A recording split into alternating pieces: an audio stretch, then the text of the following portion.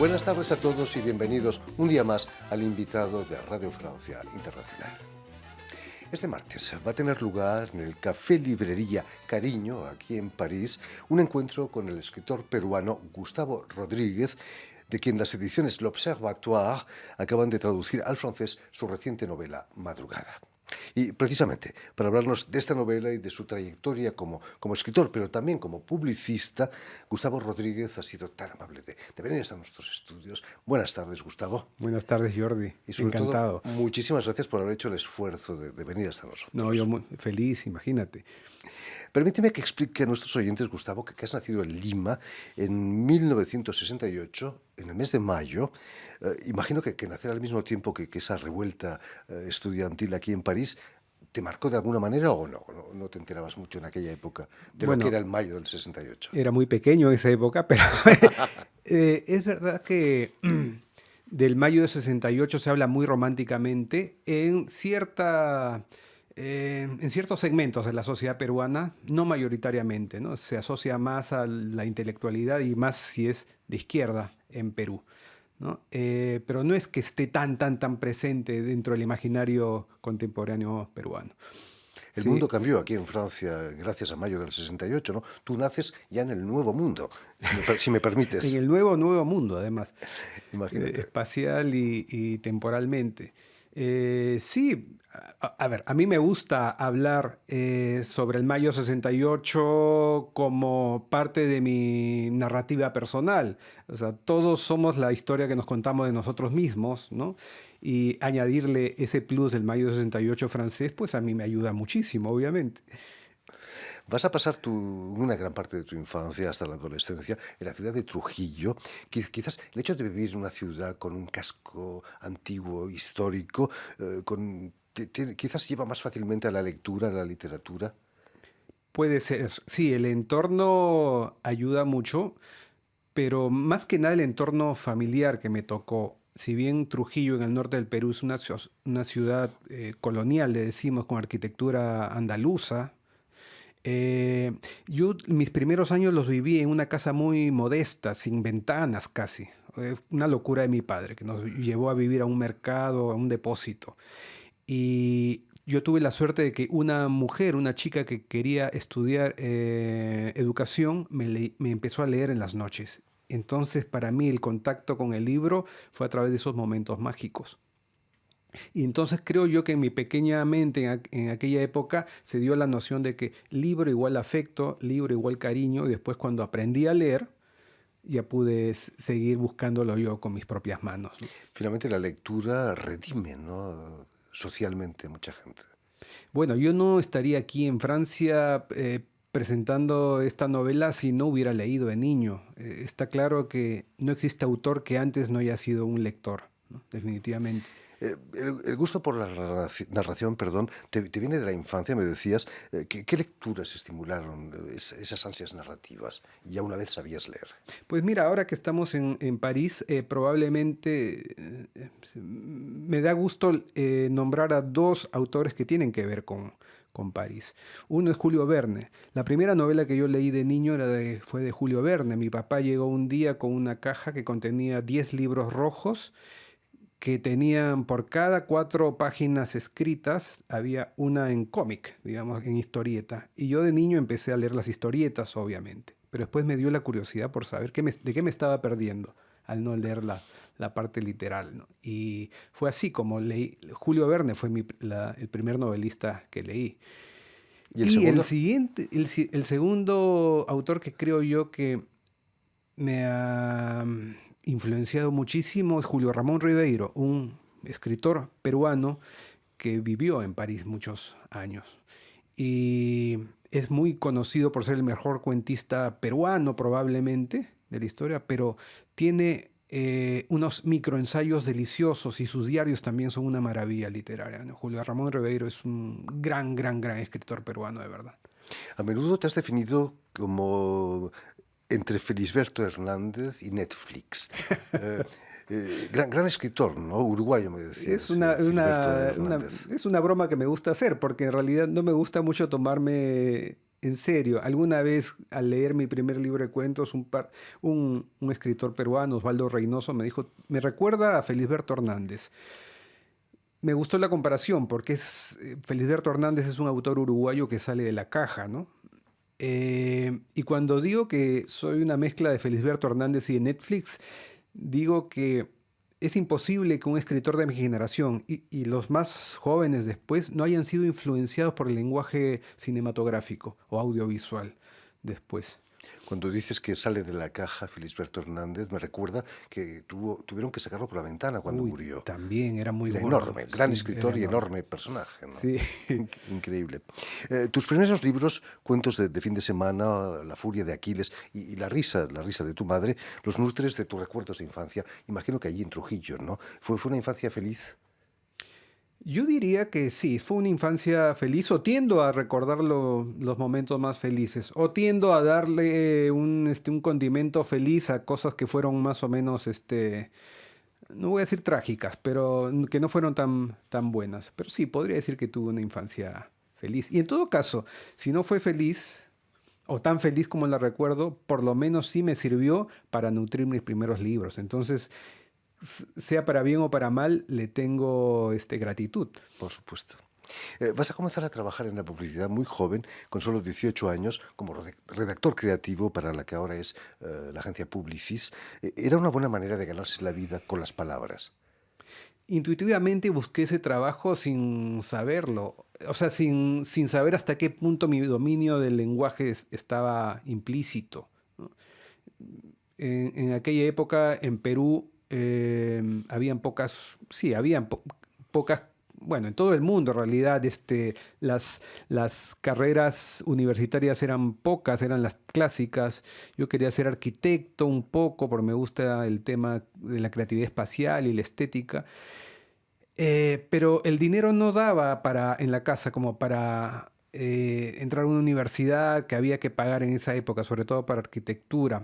Entonces busqué unos estudios técnicos cortos, vi un anuncio que decía estudia publicidad y un poco intuitivamente entré y sin querer me labré una carrera meteórica, diría yo, que me dio cierto renombre en ese círculo, ¿no? Por eso yo recuerdo mucho a Beiveder y su novela 13,99 € me parece que se llama, ¿no?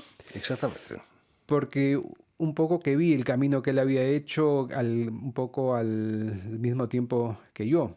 El tema es que yo recuerdo con cariño esos años. Sí. Todo el mundo conoce, Gustavo, el poder de la publicidad sobre nuestra sociedad y de los publicistas, pero tú lo vas a experimentar en propia carne. Recuerdo una campaña para que Chile no llame pisco a su aguardiente de uva, que naturalmente es peruano, ¿no? ¿Qué Sí. pasó? Fue un escándalo Fue un escándalo continental. mediático, diplomático, porque, bueno, Chile tenía muchos años promocionando el pisco como chileno y después de la época de Fujimori, el país un poco más estabilizado, eh, los productores de pisco y el gobierno peruano empezaron a litigar la denominación de origen de pisco al Chile en el mundo. Y la revista Caretas me llamó y me dijo, sabía que yo además de escribir, hacía anuncios o hacía avisos, sintetizaba ideas, me dijo, ¿por qué no haces una imagen que acompañe esto? Y yo preparé una imagen que era un racimo de uvas verde con la forma de Sudamérica, digamos así, de esa forma, y la parte alargada que correspondía a Chile estaba sin Sin uva. uvas, ¿no? Solo se veía la ramita larga correspondiente a Chile y abajito decía, no Chile, despídete del pisco. Y envié ese aviso, esa imagen a Caretas y en una época en que no había redes se convirtió en un bombazo porque los peruanos en todo el mundo empezaron a enviárselo a través de correos electrónicos, se enteró Chile, la Cancillería con Cancillería, fue un tema, sí, fue una guerra comercial. ¿Cómo acabó la historia? Bueno, acabó con que en Perú se declaró el Día del Pisco. El consumo de pisco ahora en Perú es bastante, muy alto, mucho más alto que hace 20 años, que antes de aquel escándalo, ¿no? Y afortunadamente cada vez hay más presencia del pisco peruano en el mundo. Pero no se puede comparar lo que es un pisco peruano de un pisco que se haga en Chile, ¿no? Por supuesto que no. Es otro tipo de producción. Las palabras tienen un peso increíble. En Francia, aquí en Francia, Mitterrand ganó las elecciones gracias a un publicista, Jacques Seguela, Seguela, y sí. su frase, Mitterrand, la fuerza La tranquila. fuerza ¿no? tranquila, efectivamente. ¿Sois conscientes de la fuerza que tiene la publicidad? ¿Tú también has asesorado a algún candidato? Yo alguna vez he asesorado sí, candidatos a un candidato que llegó a ser presidente en Perú y ahora está en la cárcel. Con lo cual, No será Toledo. Porque Alejandro Toledo, efectivamente, yo lo asesoré en su lucha contra Fujimori. Estaba en una dictadura. Y lo que decía Seguela, yo llegué a conocer a Seguela en Lima una vez que él fue para allá, hace 20 años quizá. Y una cosa que ocurre que emparenta a la literatura con, digamos que la mercadotecnia, es que todo ser humano se relaciona con otro a través de una narrativa, y no solamente con otro, o sea, con cualquier otra entidad. Entonces, seas un consumidor de vinos o seas un consumidor electoral en unas elecciones, tú lo que terminas adoptando es una narrativa que se comunica con la tuya, ¿no? Y eso era lo que era muy curioso en el caso de Toledo. Él, en esa época, él encarnaba al hombre indígena andino que nació en la más absoluta pobreza y que iba a ser como un nuevo Inca, ¿no? De una época esplendorosa. Para un escritor, para un publicitario, para un creativo, el mayor desafío, imagino que es tener hijos, ¿no? Ahí sí se es creativo realmente. Sí, es procreativo. Procreativo, por supuesto. En realidad. Eres padre y te Sí. has interesado mucho por la infancia, has has participado en campañas para el estímulo de la lectura, incluso has escrito alguna novela para Sí. niños, creando un superhéroe fantástico que se llama Juan Chichones. ¿Quién es Juan Chichones? Juan Chichones es una trilogía que yo hice para niños y que se lee bastante en colegios en mi país, Y es un personaje que yo inventé para mi hija mayor, que ahora es grande, ya se va a casar este año.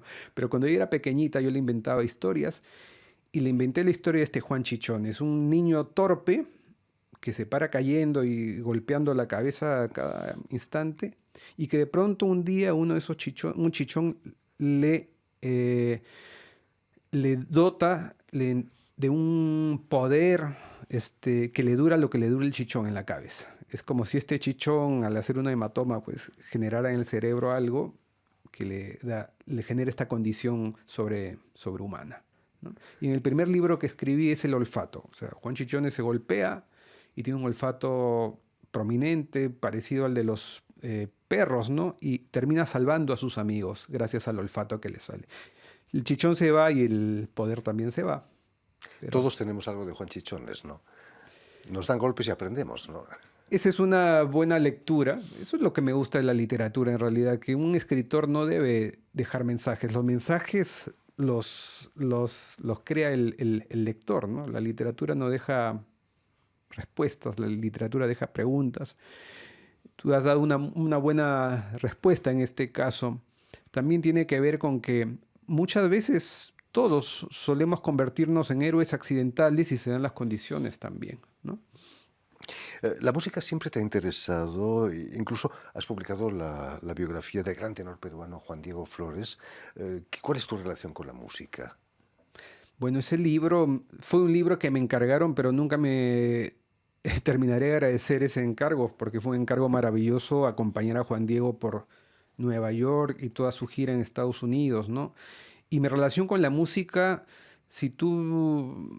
yo creo que en Madrugada, en el libro del que estamos hablando hoy, se ve muy claramente parte de mi relación con la música, porque, a ver, en la portada española de Madrugada hay un John Travolta de neón, ¿no? Es más pop la portada que la francesa y te habla de la historia de este cantante de música, ¿no? Pop, de covers, de fiestas. Y en mi familia ocurre eso. O sea, mi hermano mayor es cantante de bandas, de fiestas, ¿no? Y ahí a la edad que tiene sigue con eso, recorriendo el Perú. Mi hermano menor es baterista de una banda subterránea. Tengo una tía que fue cantante de ópera, tengo un tío que fue cantante también. Mi hija Malú, la menor, canta maravillosamente. Entonces la música está presente, ha estado presente en mi familia, está en mi sangre. Eh, es un cliché decir que la música es parte de cada uno de nosotros, pero en mi familia especialmente sí ha estado presente, no de una manera académica, sí de una manera visceral. Volviendo a la novela Madrugada que presentas este martes, perdón, Este martes, aquí en sí. París, es cierto que tu familia te ha inspirado mucho. Ese personaje de tu hermano, por ejemplo, Exactamente. tiene mucho que ver con el personaje principal de la novela. En realidad, Madrugada o Las Mañanas de Lima, La han traducido, sí. la han traducido acá, ¿cómo se dice bien? Le Matin de Le Matin Lima. de Lima. Ah, qué bonito suena cuando lo dices tú. Muchas gracias. Eh, esta novela tiene su embrión cuando a mí se me ocurre, mi hermano mayor es un personaje muy loco, digno de una novela, y le digo, hermano, te voy a entrevistar porque creo que contigo podría ser una historia interesante. Y él, que es muy vanidoso, me dijo, claro, claro, entrevístame. Él me lleva 10 años, es hermano de madre, en realidad. Y nos empezamos a ver una vez a la semana y yo tomaba nota. Y al segundo día que llega me dice, "Ah, no sabes que la semana pasada me llamó una chica que resulta que es mi hija. ¿En serio? Sí. Tiene 30 años, me dice. ¿De verdad? Sí. Entonces, ¿y cómo sabías que era tu hija? No sé, lo sentí por teléfono, sentí que era mi hija. Es así, tuvo una respuesta muy curiosa. Entonces yo me dije, para mí, ¿cómo puedo trasladar esto a la ficción? Claro, a una persona como mi hermano, un día lo llama una señorita de 30 años que le recuerda a todo su pasado. Entonces es ahí como yo invento esta historia de una chica llamada Trinidad de 30 años que llama a su padre que es músico. Es todo ficción, es inventado obviamente, pero sí está basada en hechos reales que ocurren en Perú. Trinidad, la protagonista de la historia, ha escapado de niña de un campamento minero en Madre de Dios, en la selva del sur del Perú, donde se extrae oro ilegalmente, ¿no? Y donde hay problemas de prostitución, tala ilegal, minería ilegal. Es el infierno en medio de un paraíso como Madre de Dios. Entonces, este personaje escapa de ese infierno de muy niña, llega a Lima sin nada, se vuelve una empresaria textil en Lima, cosa que ocurre de verdad con muchas personas, con muchas mujeres, y termina encontrando a su padre para pedir por su vida en realidad, porque necesita de su padre un trasplante. Eso es, digamos, esos son los resortes que hacen que mi Trinidad de ficción busque a su padre. La Trinidad real, la hija de verdad de mi hermano, lo buscó por otras razones, ¿no? Pero ahí están. Gustavo, ¿cómo reaccionarías tú mismo si alguien te llamase soy tu hijo? Yo sí le daría el beneficio de la duda y yo sí iría a conocerlo. Me llamaría mucho la curiosidad, saber si es verdad o no.